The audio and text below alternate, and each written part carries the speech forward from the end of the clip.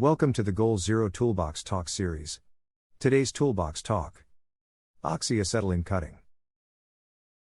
The cylinders or bottles used to hold oxygen and acetylene gas are pressurized, and safe handling practices should be followed during transportation and storage.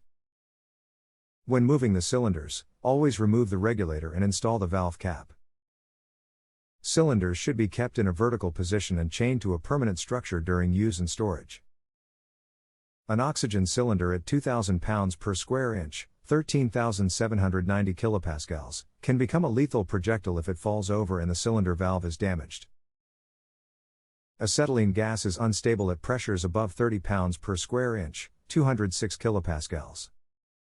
It is stabilized for use by dissolving it in acetone and using a special porous material inside the gas cylinder.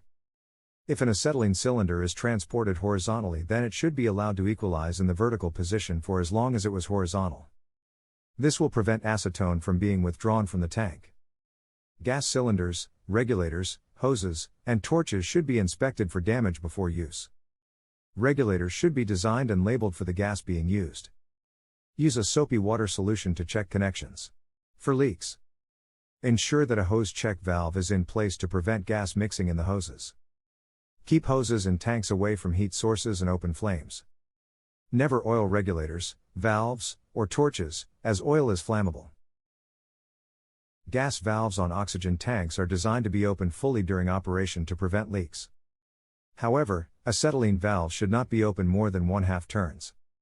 Acetylene tanks and hoses are typically red, and oxygen tanks and hoses are usually green or black. When using the torch, always light fuel first, then introduce oxygen. Use the correct tip size and pressure for the task being performed. A backfire can occur if the pressure is too low, or the torch tip touches the work surface. During a backfire, the torch flame moves back into the tip and is extinguished with a loud pop. This is generally harmless, but a backfire can cause a flashback. This is often indicated by a loud hissing or whistling sound after a backfire. The flame can travel back through the hoses and explode the gas cylinder. Flashback arresters should be employed to help prevent this. When finished, turn off the oxygen first and then the acetylene at the torch. Then close the valves on the gas cylinders. Finally, reopen the torch valves to bleed off any excess gas in the hoses. Although torches are not as dangerous as arc welding, they still produce eye-damaging light. Safety glasses with a filter shade of 2 to 5 should be worn based on the operation being performed. Wear flame-resistant clothing and gloves to protect the skin from sparks and slag, and do not roll up sleeves or pant legs. Many metals, alloys, and anti-rust coatings give off harmful fumes when heated. Galvanized metal is notorious for this.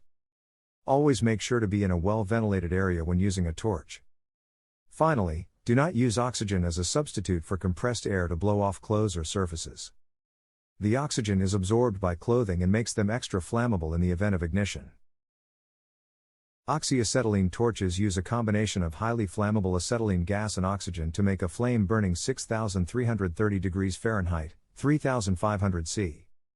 This is the only torch able to cut steel. Oxyacetylene torches are widely used to heat steel for bending and cutting, welding when electricity is not readily available, and other specialty tasks such as underwater welding and cutting, heat treating stone, and fire polishing glass. Plumber's torches can be found in many shops as well since they are more compact.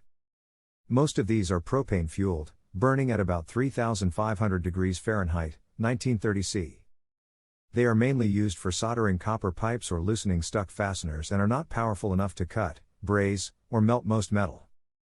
They can also be found fueled by butane, propylene, or a blend of gases.